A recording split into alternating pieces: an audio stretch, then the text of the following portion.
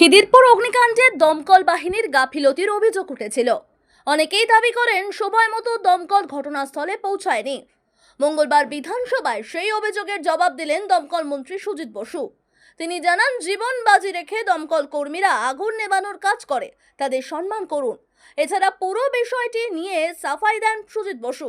নিশ্চয়ই আমাদের কোথাও গাফিলতি থাকলে কেউ বলার অধিকার আছে, কিন্তু যেটা সত্য না সেটাকে যদি বলে তাহলে আমাদের যারা কর্মীরা তাদের মনোবলে তারা আঘাত পায়।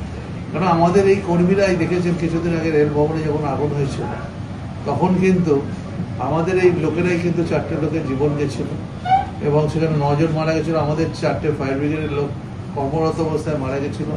আমফানের সময় এই লোকেরাই ইলেকট্রিকের ওই গাছ সরাতে গিয়ে ইলেকট্রিকের শকে মারা গেছিল।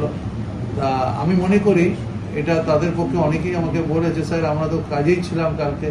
তা আমিও দেখেছি যেটা সত্যটাকে সত্য পরিবেশন করা হচ্ছে।